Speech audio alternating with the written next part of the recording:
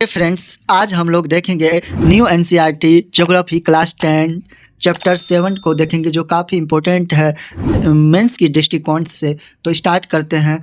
राष्ट्रीय अर्थव्यवस्था की जीवन रेखाएं क्या है, उनके बारे में हम लोग आज इस वीडियो में विस्तार पूर्वक से इस टॉपिक में देखेंगे। आप बने रहें, काफ़ी इम्पोर्टेंट है। हम अपने प्रतिदिन के जीवन में विभिन्न सामग्रियों एवं सेवाओं का प्रयोग करते हैं। इनमें से कुछ हमारे आसपास उपलब्ध होते हैं, जबकि कुछ अन्य चीज़ों की ज़रूरतें दूसरे स्थानों से लाकर पूरी की जाती है। वस्तुएं तथा सेवाएं मांग स्थल से आपूर्ति स्थल पर अपने आप नहीं पहुंच जाती। वस्तुओं तथा सेवाओं के आपूर्ति स्थानों से मांग स्थानों तक ले जाने हेतु किसी न किसी परिवहन की आवश्यकताएं होती है। कुछ व्यक्ति उसको उपलब्ध करवाने में संलग्न है। जो व्यक्ति उत्पाद को परिवहन द्वारा उपभोक्ताओं तक पहुंचाते हैं, उन्हें व्यापारी कहा जाता है। अतः एक देश के विकास की गति वस्तुओं तथा सेवाओं के उत्पादन के साथ उनके एक स्थान से दूसरे स्थान तक वहन यानी मूवमेंट जो होती की सुविधा पर ही निर्भर करना पड़ता है। इसलिए सक्षम परिवहन के साधन तीव्र विकास हेतु पूर्व अपेक्षित हैं। वस्तुओं तथा सेवाओं का लाना ले जाना पृथ्वी के 3 महत्वपूर्ण क्षेत्रों पर किया जाता है। कौन कौन है 3? स्थल, जल तथा वायु।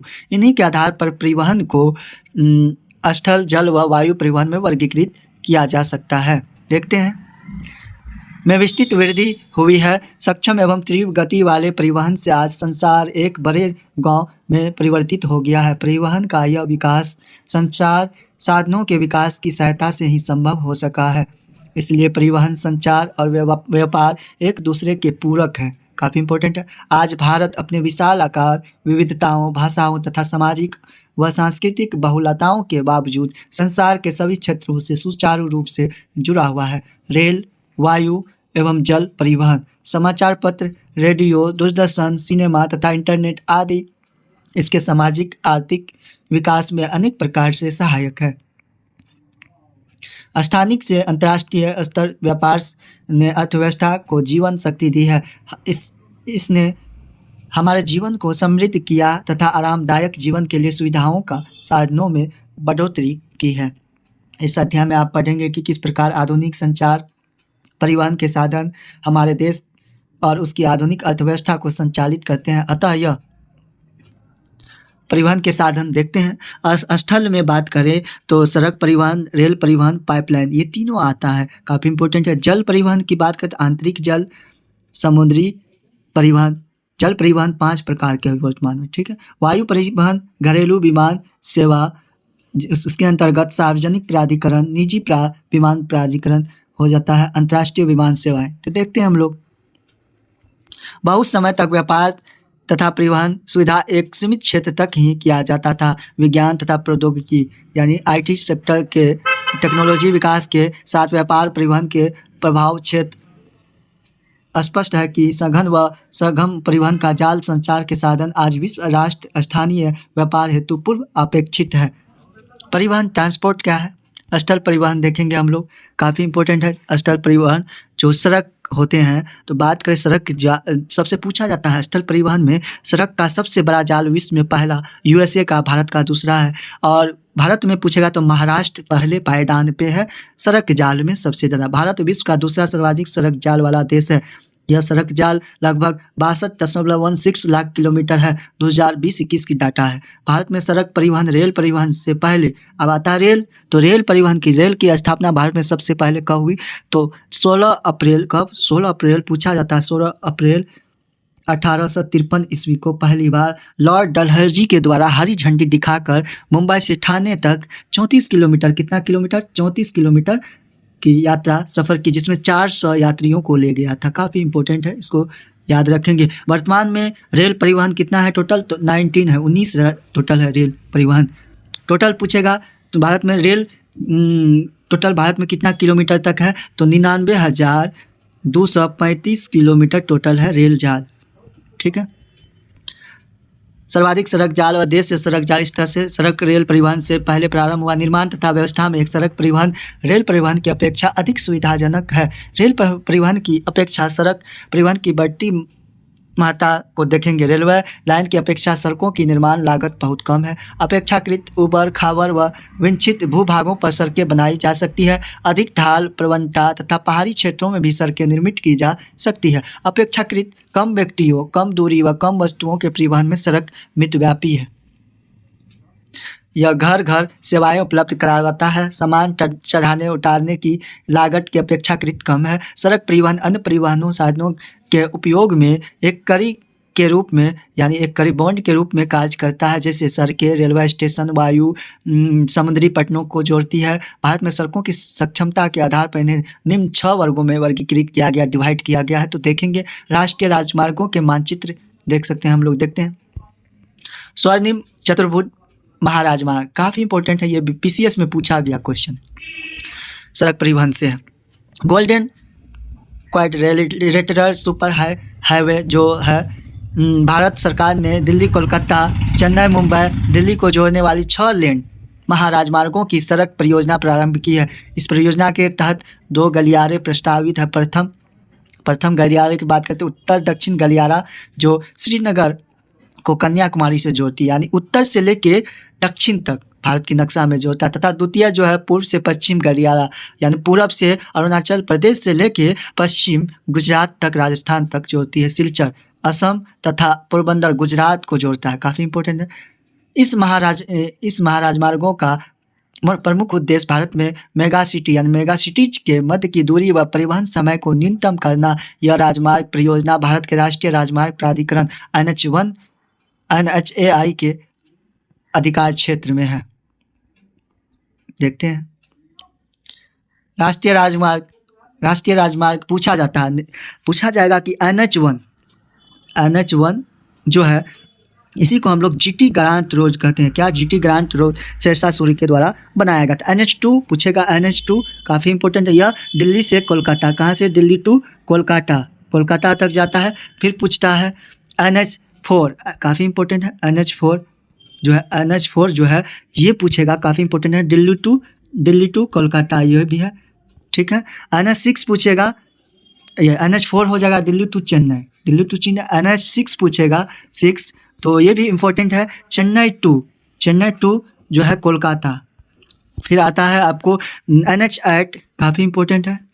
NH8 की बात करें तो यह दिल्ली टू चेन्नई है, ठीक है। अब पूछा जाता है कि भारत का सबसे लंबा NH कौन है? तो NH7 को सबसे बड़ा लंबा NH कहा जाता है। इसकी टोटल किलोमीटर की बात करें तो 845 किलोमीटर है। टोटल दूरी तय करती है कहाँ से? पंजाब से लेके उत्तराखंड तक, ठीक है। उत्तराखंड तक पंजाब से इसी को पहले पुराना नाम था इसका NH44। कितना? NH44, उसी का नाम बदल कर NH7 कर दिया गया है। सबसे छोटा पूछेगा तो छोटा पूछता है NH जो है NH548 है, ठीक है।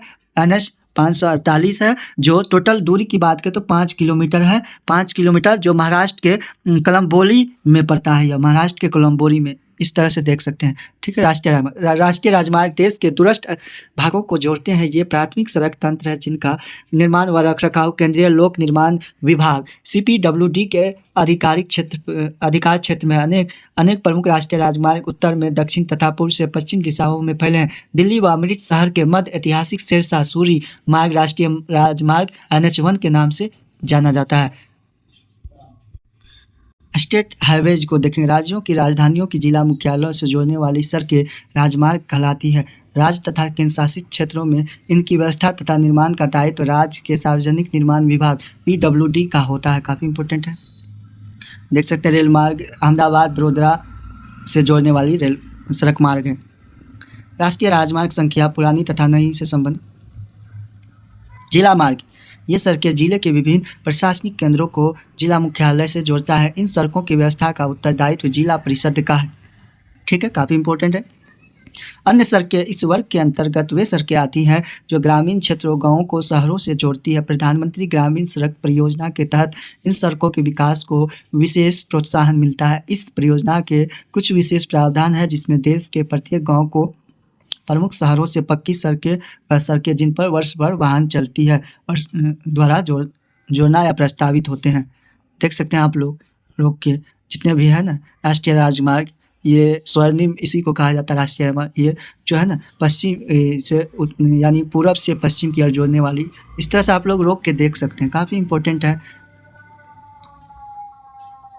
सीमांत सड़कें, सीमांत सड़कें उपरोक्त सड़कों के अतिरिक्त भारत सरकार प्राधिकरण के अधीन सीमा सड़क संगठन जिसको रोड BRO कहते हैं, BRO जो होता है बॉर्डर रोड ऑर्गेनाइजेशन, जो देश के सीमांत क्षेत्रों में सड़कों का निर्माण व उनकी देखरेख करता है।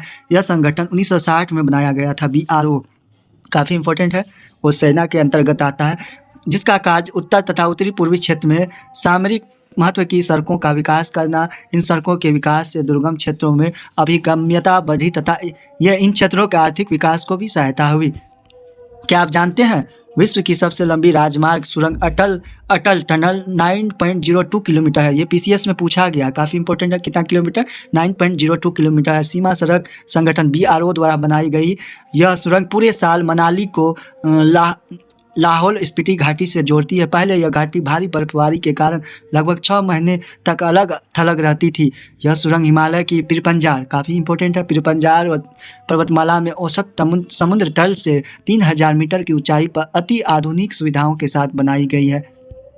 देख सकते हैं पहाड़ी रास्ते में सड़क का ये चाल। सड़क निर्माण में प्रयुक्त पदार्थ के आधार पर भी सड़कों को कच्ची व पक्की सड़कों में डिवाइड किया जाता है। पक्की सड़कें सीमेंट, कंक्रीट व टारकोल द्वारा निर्मित होती है, अतः यह 12मासी सड़कें हैं। कच्ची सड़कें वर्षा ऋतु में अनुपयोगी हो जाती है। देखते हैं, देख सकते हैं उत्तर पूर्वी सीमा सड़क पर यातायात अरुणाचल प्रदेश का ये चिन्ह है। सब पूर्वी साइड सबसे भारत का नक्शा। रेल परिवहन काफ़ी इंपॉर्टेंट है। रेल परिवहन, भारत में रेल परिवहन की बात करें तो इसकी स्थापना भारत में लॉर्ड डलहौजी के समय काल में हुई थी। 18 अप्रैल 1953 में मुंबई से ठाणे 34 किलोमीटर जो 400 यात्रियों को लेकर पहली बार गया था। जो टोटल रेल परिवहनों की संख्या अभी वर्तमान में 19 है। ठीक है, देखते हैं। भारत में रेल परिवहन वस्तुओं और यात्रियों के परिवहन का प्रमुख साधन है। रेल परिवहन अनेक कार्यों में सहायक है, जैसे व्यापार, भ्रमण, तीर्थ यात्रा एवं लंबी दूरी तक सामान परिवहन आदि। एक प्रमुख परिवहन के साधन के अतिरिक्त पिछले 150 वर्षों से अधिक समय में भारतीय रेल एक महत्वपूर्ण संवयक के रूप में भी जानी जाती है। भारतीय रेलवे देश की अर्थव्यवस्था, उद्योग, कृषि के तीव्र गति से विकास के लिए काफ़ी इम्पोर्टेंट उत्तरदायी है। भारतीय रेल परिवहन देश का सर्वाधिक बड़ा सार्वजनिक क्षेत्र है, काफ़ी इंपॉर्टेंट है, का प्राधिकरण है। देश की पहली रेलगाड़ी 1853 में यानी 16 अप्रैल 1853 में मुंबई और ठाणे के मध्य चलाई गई थी। 34 किलोमीटर दूरी, कितने 400 यात्रियों को लेकर। भारतीय रेल परिवहन को 16 नहीं अभी 19 रेल खंडों में 19 वर्तमान में संकलित किया गया है। ठीक है, देश में रेल परिवहन के वितरण को प्रभावित करने वाले कारकों में भू आकृति, आर्थिक एवं प्रशासकीय कारक प्रमुख है। उत्तरी मैदान अपनी विस्तृत समतल, अभी देख सकते हैं भारतीय रेल जो बड़ी लाइन, अभी तो ये दोनों रेल हटा दिया गया है। बड़ी लाइन 1.676 मीटर में गेज है बड़ी लाइन का, इसको याद रखेंगे। डाटा ये गलत है, टोटल डाटा अभी पूछेगा वर्तमान में तो कितना है, 99,235 किलोमीटर टोटल है पूरे कुल रेल जाल अभी का डाटा। भारतीय रेल वार्षिक भूमि सघन संख्या, जनसंख्या घनत्व, संपन्न कृषि व पशु संसाधनों के कारण रेल परिवहन के विकास व वृद्धि में सहायक रहता है। यद्यपि असंख्य नदियों के विस्तृत जाल मार्गों पर पुलों के निर्माण में कुछ बाधाएं आती है। प्रायद्वीपीय भारत में रेल मार्ग उभर खावर पहाड़ी क्षेत्रों, छोटी पहाड़ी और सुरंगों आदि से होकर गुजरते हैं। हिमालयी पर्वतीय क्षेत्र में दुर्लभ, उच्चावच, विरल जनसंख्या तथा आर्थिक अवसरों की कमी के कारण रेलवे लाइन के निर्माण में प्रतिकूल परिस्थितियां उत्पन्न करती है। इसी प्रकार पश्चिमी राजस्थान, गुजरात के दलदली भाग, मध्य प्रदेश के वन क्षेत्र, छत्तीसगढ़, उड़ीसा, झारखंड में रेल लाइन निर्माण करना कठिन है। काफ़ी सह्याद्री तथा इससे सह्याद्री पर्वत, इससे सन्निहित क्षेत्र भी घाट या दर्रों के द्वारा ही पार कर पाना संभव है। कुछ वर्षों पहले भारत के महत्वपूर्ण आर्थिक क्षेत्र में पश्चिमी तट के साथ कोंकण हो गया, आपको गोवा वगैरह, विकास में यात्री वस्तुओं के आवागमन को सुविधाजनक बनाया। यद्यपि यहाँ असंख्य समस्याएं भी है, जैसे भूस्खलन तथा किसी भाग में रेलवे ट्रैक का धंसना। आज राष्ट्रीय अर्थव्यवस्था में परिवहन के अन्य सभी साधनों की अपेक्षा रेल परिवहन प्रमुख हो गया है। यद्यपि रेल परिवहन समस्याओं से मुक्ति नहीं है। बहुत से यात्री बिना टिकट यात्रा करते हैं। रेल संपत्ति की हानि तथा चोरी जैसी समस्याएं भी पूर्णतः समाप्त नहीं हुई है। जंजीर खींचकर यात्री कहीं भी अनावश्यक रूप से गाड़ी रोकते हैं, जिससे रेलवे को भारी हानि उठानी पड़ती है। जरा सोचिए, हम अपने रेलगाड़ियों को निर्धारित समय पर चलने में कैसे मदद कर सकते हैं।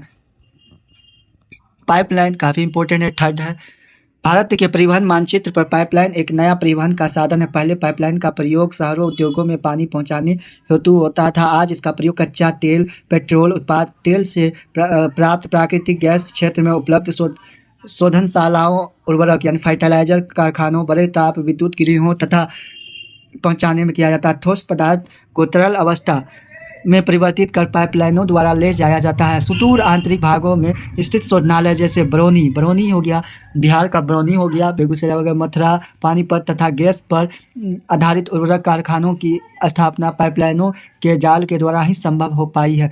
पाइपलाइन बिछाने की प्रारंभिक लागत अधिक है, लेकिन इसको चलाने की रनिंग लागत न्यूनतम है। वाहनांतरण, देरी और हानियाँ इसमें लगभग नहीं के बराबर है। देश में पाइपलाइन परिवहन के 3 प्रमुख जाल है। देखते हैं कौन कौन जाल है। ऊपरी असम तेल क्षेत्र में गुवाहाटी काफ़ी इंपॉर्टेंट है, सबसे पुराना है। बरौनी, बिहार के बरौनी, बेगूसराय, इलाहाबाद, यूपी के रास्ते कानपुर, उत्तर प्रदेश तक इसकी एक शाखा बरौनी से राजबंद होकर हल्दिया वेस्ट बंगाल तक, दूसरी राजबंद से मोरीग्राम तथा गुवाहाटी से सिल्लीगुड़ी तक यानी वेस्ट बंगाल तक है। गुजरात में सलाया से बीरगांव, मथुरा, दिल्ली व सोनीपत हरियाणा के रास्ते, पंजाब से जालंधर तक इसकी अन्य शाखा बड़ोदरा के निकट कोयली तथा चक्कू व अन्य स्थानों से जोड़ती है। काफ़ी इंपॉर्टेंट है, लोग देख सकते हैं। ये रेल मार्ग है। भारत में रेल मार्ग का आप लोग के देख सकते हैं क्या क्या टोटल तो बता दिया आपको। 99,235 है टोटल किलोमीटर रेल मार्ग है भारत में, देख सकते हैं आप लोग। पहली 1700 किलोमीटर लंबी Hazira Vijaypur Jagdishpur cross country gas pipeline Mumbai है और बसीन गैस क्षेत्रों को पश्चिम और उत्तरी भारत के विभिन्न उर्वरक, फर्टिलाइजर, बिजली और औद्योगिक परिसरों से जोड़ती है। कुल मिलाकर भारत की गैस पाइपलाइन के बुनियादी ढांचे का विस्तार क्रॉस कंट्री पाइपलाइनों को 1700 किलोमीटर से बढ़कर 18,500 किलोमीटर तक हो गया है। जल परिवहन काफ़ी इंपॉर्टेंट। भारत के लोग प्राचीन काल में समुद्री यात्रा करते रहे। इसके नाविकों ने दूर तक तथा पास के क्षेत्रों में भारतीय संस्कृति व व्यापार को फैलाया। जल परिवहन का सबसे सस्ता साधन है।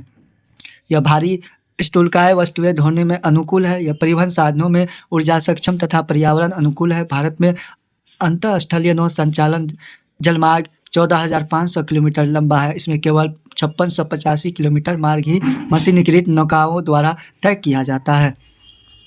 उत्तर पूर्व राज्यों में आंतरिक जलमार्ग परिवहन जो है अधिक महत्वपूर्ण है, देख सकते हैं आप लोग। निम्न जलमार्ग को भारत सरकार द्वारा राष्ट्रीय मार्ग घोषित किया गया। टोटल 5 गो जलमार्ग है। कौन कौन देखते हैं। हल्दिया तथा इलाहाबाद मध्य गंगा जलमार्ग जो 1620 किलोमीटर लंबा है। नौगम्य जलमार्ग संख्या फर्स्ट है। सदिया व धुबरी काफ़ी इंपॉर्टेंट है। मध्य 891 किलोमीटर लंबा ब्रह्मपुत्र नदी जलमार्ग नौगम्य जलमार्ग संख्या 2 है।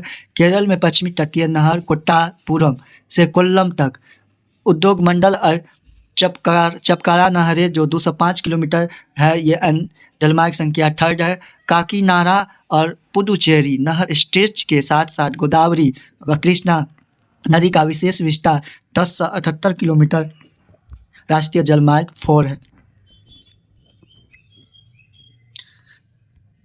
5 की बात करें तो माटेई नदी महानदी के डेल्टाई चैनल, ब्राह्मणी नदी और उत्तर पूर्वी तटीय नहर के साथ ब्राह्मणी नदी का विशेष विस्तार 588 किलोमीटर राष्ट्रीय जलमार्ग संख्या 5 लास्ट है। कुछ अन्य जलमार्ग भी है जिन पर परिवहन होता है। इनमें मांडवी, जुआरी, मांडवी काफ़ी इंपॉर्टेंट है। मांडवी गोवा, ठीक है। जुआरी कदम्बर, जुआर सुंदरवन वेस्ट बंगाल, सुंदरबन बराक केरल का पश्चल। इन सब के अतिरिक्त विदेशी व्यापार भारतीय तट पर स्थित पटनों द्वारा किया जाता है। देश का 95% व्यापार मुद्रा के रूप में 68% समुद्रों द्वारा होता है। प्रमुख समुद्र पतन को देखेंगे। भारत की 75 से 16.6 किलोमीटर लंबी समुद्री तट रेखा के साथ 12 नहीं अभी वर्तमान में 18 है प्रमुख पतन।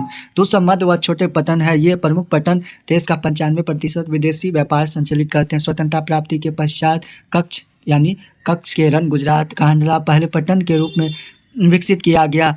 पूछा जाता है कांडला, बहुत बार पूछा गया कांडला गुजरात। ऐसा देश विभाजित में कराची पट्टन जो पाकिस्तान में शामिल हो गया था उसकी कमी को पूरा करने तथा मुंबई पट्टन से होने वाले व्यापारिक दबाव को कम करने के लिए किया गया था। कांडला जो गुजरात में जिसे दीनदयाल पट्टन के नाम से भी जाना जाता है एक ज्वारीय पट्टन है, काफ़ी इंपॉर्टेंट। यह जम्मू कश्मीर, हिमाचल प्रदेश, पंजाब, हरियाणा, राजस्थान, गुजरात के औद्योगिक तथा खदानों के आयात निर्यात को संचालन करता है। मुंबई बृहद पट्टन जिसके प्राकृतिक खुले विस्तृत व सुचारू पोटाश्रय है। मुंबई पट्टन के अधिक परिवहन को ध्यान में रखकर इसके सामने जवाहरलाल नेहरू पट्टन विकसित किया गया जो इस पूरे क्षेत्र को एक समूह देता है। देख सकते हैं मुंबई पट्टन जहाज ट्रकों को ले जाते हुए, ठीक है, काफ़ी इंपॉर्टेंट है। पट्टन की सुविधा का प्रदान कर सके। लो अयस्क पूछा जाता है। लो अयस्क जो है विश्व में पहला स्थान ऑस्ट्रेलिया का है। भारत में ओडिशा राज्य लोह उत्पादन में सबसे पहले नंबर पे है। निर्यात के संदर्भ में गाओ यानी गोवा पट्टन देशों का महत्वपूर्ण पट्टन। यहाँ के देश के कुल निर्यात का आधा यानी 50% लो अयस्क निर्यात किया जाता है। कर्नाटक में स्थित न्यू मंगलोर पट्टन काफ़ी इंपॉर्टेंट है। यहाँ न्यू मंगलोर कुदिरेमुख खानों से निकले लो अयस्क का निर्यात करता है। सुदूर दक्षिण पश्चिम में कोची केरल पट्टन है। यह लेगून के मुहाने पर स्थित एक प्राकृतिक पोटाश्रय है। न्यू मंगलोर पट्टन में टैंक द्वारा कच्चे तेल का निर्माण देख सकते हैं। पूर्वी तट के साथ तमिलनाडु में दक्षिणी पूर्वी छोर पर टुटीकोरन पट्टन है। यह एक प्राकृतिक पोटाश्रय है। इसकी पृष्ठभूमि भी अत्यंत समृद्ध है। अतः यह पट्टन हमारे पड़ोसी देश जैसे श्रीलंका, मालदीव आदि तथा भारत के तटीय क्षेत्रों की भिन्न वस्तुओं के व्यापार को संचालित करता है। चेन्नई हमारे देश का प्राचीनतम कृत्रिम पूछा जाता है। कृत्रिम बंदरगाह कृत्रिम पट्टन कौन है तो चेन्नई, इसको पॉइंट नोट कर लेंगे। व्यापार की मात्रा तथा लदे सामान के संदर्भ में इसका मुंबई के बाद दूसरा स्थान। विशाखापट्टनम स्थल से घिरा गहरा सुरक्षित पट्टन है। प्रारंभ में यह पट्टन लो अयस्क निर्यात के रूप में विकसित किया गया था। उड़ीसा में स्थित पारादीप पट्टन लो अयस्क का निर्यात करता है। कोलकाता अंतःस्थलीय नदी पट्टन है। यह पट्टन गंगा ब्रह्मपुत्र काफ़ी इंपॉर्टेंट है। ये गंगा ब्रह्मपुत्र पुतेगा सुंदरवन है। बेसिन के वृहद समृद्ध पृष्ठभूमि को सेवाएं प्रदान करता है। ज्वारीय टाइडल पट्टन होने के कारण तथा हुगली के तलछट जमाव से इसे नियमित रूप से साफ करना पड़ता है। कोलकाता पट्टन पर बढ़ते व्यापार को कम करने हेतु हल्दिया वेस्ट बंगाल द्वारा पट्टन के रूप में विकसित किया गया। देख सकते हैं आप लोग, ये बड़े आकार के कार्गों को उठाते रखने की सुविधा के युक्त टुटीकोरिन काफ़ी इंपॉर्टेंट है। इसको अच्छे से टुटीकोरिन पूछेगा। तमिलनाडु में है, तमिलनाडु में काफ़ी इंपॉर्टेंट है। वायु परिवहन आज वायु परिवहन तीव्रतम आरामदायक व प्रतिष्ठित परिवहन का साधन है। पूछेगा कि वायु परिवहन जो है काफ़ी इंपॉर्टेंट है। इसमें एयर इंडिया की बात करते हैं 1932 में स्थापना मुंबई में की गई थी। हेडक्वार्टर गुरुग्राम हरियाणा है, न्यू दिल्ली है वर्तमान में। इसके द्वारा अति दुर्गम स्थानों जैसे ऊंचे पर्वत स्थलों, घने जंगलों, लंबे समुद्र रास्ते को सुगमता से पार किया जा सकता। वायु परिवहन के अभाव में देश के उत्तरी पूर्वी राज्यों में विषय में सोचे जहां बड़ी नदियां, विच्छिन्न धरातल, घने जंगल, निरंतर बाढ़, एक समान बात हवाई यात्रा ने इसे अधिक अभिगम में बना दिया है। उत्तर पूर्वी राज्यों में वायु परिवहन के अधिक देख सकते हैं आप लोग। सन 1953 वायु परिवहन का राष्ट्रीयकरण किया गया। एयर इंडिया पहुंचा जाता है। एयर इंडिया की स्थापना 1932 ईस्वी में मुंबई। घरेलू और अंतर्राष्ट्रीय वायु सेवाएं भी प्रदत्त करती है। पवन हंस हेलीकॉप्टर के द्वारा एयर इंडिया को भी जो नीलाम कर दिया भारत सरकार, प्राइवेट संस्था को दे दिया गया। ठीक है, आप लोग रोक के देख सकते हैं। ये मुख्य पट्टन और कुछ अंतर्राष्ट्रीय हवाई अड्डा है, इसको रोक के आप लोग देख सकते हैं। पूछा जाता है चेन्नई में टुटीकोरिन, ये सब जितना भी है, मारमा गोवा में, मुंबई छत्रपति शिवाजी जवाहर कांडला में भी है, कोलकाता में भी है, नेताजी सुभाष चंद्र बोस हल्दिया में है। उसके बाद विशाखापट्टनम आंध्र प्रदेश, पारादीप हो गया उड़ीसा, ये सब को आप लोग देख के रोक के देख सकते हैं। अमृतसर, राजा झांसी, ये जो है अमृतसर पंजाब में, दिल्ली में इंदिरा गांधी इंटरनेशनल हवाई अड्डा, ये सब जितने भी हैं आप लोग देख सकते हैं। यूपी में भी है, वाराणसी में भी है। लिमिटेड तेल व प्राकृतिक गैस आयोग को इसकी अपतटीय संक्रियाओं में तथा आगम्य व दुर्लभ भूभागों जैसे उत्तरी पूर्वी राज्यों जम्मू कश्मीर, हिमाचल प्रदेश, उत्तराखंड के आंतरिक क्षेत्रों में हेलीकॉप्टर सेवाएं उपलब्ध करवाता है। एयर इंडिया से जुड़े देशों के नाम बताएं, ठीक है, बताते हैं। हवाई यात्रा सभी व्यक्तियों की पहुंच में नहीं है। केवल उत्तर पूर्वी राज्यों इन सेवाओं को आम आदमी तक उपलब्ध करवाने हेतु विशेष प्रबंध किए गए हैं। संचार सेवाएं देखते हैं। जब से मानव पृथ्वी पर अवतरित हुआ, उसके विभिन्न संचार माध्यमों का प्रयोग किया, लेकिन आधुनिक समय में बदलाव की गति काफ़ी करीब है। संदेश प्राप्तकर्ता या संदेश भेजने वाले गतिविधि रहते हुए लंबी दूरी का संचार बहुत आसान है। निजी दूरसंचार तथा जन संचार में दूरदर्शन, रेडियो, समाचार पत्र, समूह प्रेस तथा सिनेमा आदि देश के प्रमुख संचार साधन है। भारत का डाक संचार तंत्र विश्व का बृहत्तम है। यह पार्सल, निजी पत्र व्यवहार, तार आदि को संचालित करता है। कार्ड व लिफाफा बंद चिट्ठी पहली श्रेणी की डाक समझी जाती है तथा विभिन्न स्थानों पर वायुयान द्वारा पहुंचाए जाते हैं। तृतीय श्रेणी की डाक में रजिस्टर्ड पैकेट, किताबें, अखबार, मैगजीन शामिल है। ये राहटलीय डाक द्वारा पहुंचाए जाते हैं तथा इनके लिए स्थल व जल परिवहन का प्रयोग किया जाता है। बड़े शहरों व नगरों में डाक संचार में शीघ्रता हेतु हाल ही में 6 डाक मार्ग बनाए गए हैं। इन्हें राजधानी मार्ग, मेट्रो चैनल, ग्रीन चैनल। क्या आप जानते हैं डिजिटल भारत एक ज्ञान आधारित परिवर्तन के लिए भारत का तैयार करने के लिए एक विशाल कार्यक्रम है। डिजिटल भारत कार्यक्रम का उद्देश्य आईटी कल भारत में होने वाले परिवर्तन को समझना और तकनीक को केंद्र में रखकर बदलाव लाना है। देख सकते हैं इसको। राष्ट्रीय राजमार्ग एक्ट पर एक आपातकालीन कॉल बॉक्स है। पूछेगा ये राष्ट्रीय राजमार्ग संख्या 8 दिल्ली से चेन्नई तक के लिए। काफ़ी व्यापार, बिजनेस चैनल, भारी चैनल तथा दस्तावेज चैनल के नाम से जाना जाता है। दूरसंचार तंत्र में भारत एशिया महाद्वीप में अग्रणी है। नगरीय क्षेत्रों के अतिरिक्त भारत के 2/3 से अधिक गांव एसटीडी दूरभाष सेवा नहीं तो अभी तो टेक्नोलॉजी आ गया, मोबाइल का ज़माना, ये गया से जुड़े हैं। सूचनाओं के प्रचार को आधार स्तर से उच्च स्तर तक समृद्ध करने हेतु भारत सरकार ने देश के प्रत्येक गांव में 24 घंटे एसटीडी सुविधा ये तो प्रबंध किया है। पूरे देश भर में एसटीडी की नियमित किया गया। यह सूचना संचार अंतरिक्ष प्रौद्योगिकी का समृद्ध विकास भी संभव हो पाया। जन संचार मानव को मनोरंजन के साथ बहुत से राष्ट्रीय राजमार्ग नीतियों के विषय में जागरूक करता है। इसमें रेडियो, दूरदर्शन, समाचार पत्र, पत्रिकाएं, किताबें, चलचित्र सम्मिलित, आकाशवाणी, ऑल इंडिया रेडियो, राष्ट्रीय, क्षेत्रीय तथा स्थानीय भाषा के देश के विभिन्न भागों में अनेक वर्गों के व्यक्तियों के लिए विविध कार्यक्रम प्रसारित करता है। दूरदर्शन देश का राष्ट्रीय समाचार व संदेश माध्यम है तथा विश्व के बृहत्तम संचार तंत्र में एक है। यह विभिन्न आयु वर्ग के व्यक्तियों हेतु मनोरंजन, ज्ञानवर्धक, खेल जगत संबंधित कार्यक्रम प्रसारित करता है। भारत में वर्ष भर अनेक समाचार पत्र, सामयिक पत्रिकाएं प्रकाशित की जाती है। ये पत्रिकाएं सामयिक होने के नाते जैसे मासिक, साप्ताहिक आदि कई तरह के हैं प्रकार के समाचार पत्र लगभग 100 भाषाओं और बोलियों में प्रकाशित होते हैं। क्या आप जानते हैं कि हमारे देश में सर्वाधिक समाचार पत्र हिंदी भाषा में प्रकाशित होते हैं तथा इसके बाद अंग्रेजी व उर्दू के समाचार पत्र आते हैं। भारत विश्व में सर्वाधिक चलचित्रों का उत्पादक भी है। यह कम अवधि वाली फिल्में, वीडियो फीचर फिल्म, छोटी वीडियो फिल्में बनाता है। भारतीय व विदेशी सभी फिल्मों को प्रमाणित करने का अधिकार केंद्रीय फिल्म प्रमाण बोर्ड यानी central board of film certification को है। अंतर्राष्ट्रीय व्यापार क्या है? काफ़ी इंपॉर्टेंट। राज्यों व देशों में व्यक्तियों के बीच वस्तुओं का आदान प्रदान व्यापार करता है। बाजार एक ऐसी जगह है जहाँ इसका विनिमय होता है। दो देशों के मध्य यह व्यापार अंतर्राष्ट्रीय व्यापार कहलाता है। यह समुद्री, हवाई, स्थलीय मार्गों द्वारा हो सकता है। यद्यपि स्थानीय व्यापार शहरों, कस्बों, गाँवों में होता है। राज्य स्तरीय व्यापार 2 या अधिक राज्यों के मध्य होता है। एक देश के अंतर्राष्ट्रीय व्यापार की प्रगति उसके आर्थिक वैभव का सूचक है, इसलिए इसे राष्ट्र का आर्थिक बैरोमीटर भी कहा जाता है। सभी देश अंतर्राष्ट्रीय व्यापार पर निर्भर है क्योंकि संसाधनों की उपलब्धता, क्षेत्रीय आर्थिक इनका वितरण असमान है। आयात और निर्यात व्यापार के घटक हैं। आयात और निर्यात का अंतर ही देश के व्यापार संतुलन को निर्धारित करता है। अगर निर्यात मूल्य आयात मूल्य से अधिक हो तो अनुकूल व्यापार संतुलन रहेगा यानी बैलेंस रहेगा। इसके विपरीत निर्यात की अपेक्षा अधिक आयात असंतुलित व्यापार कहलाता है। विश्व के सभी भौगोलिक तथा सभी व्यापारिक खंडों के साथ भारत के व्यापारिक संबंध है। भारत में निर्यात होने वाली प्रमुख वस्तुएं रत्न हो गया, जवाहरात हो गया, डायमंड वगैरह, रसायन एवं संबंध उत्पाद एवं कृषि संबंधी उत्पाद हैं। देखते हैं भारत में आयातित वस्तुओं को कच्चा पेट्रोलियम और उत्पाद, रत्न, जवाहरात, आधार धातुएं, मशीनें, कृषि व अन्य उत्पाद शामिल है। भारत अंतर्राष्ट्रीय स्तर पर एक सॉफ्टवेयर महाशक्ति के रूप में उभरा है तथा सूचना IT की माध्यम से अत्यधिक विदेशी मुद्रा अर्जित कर रहा है।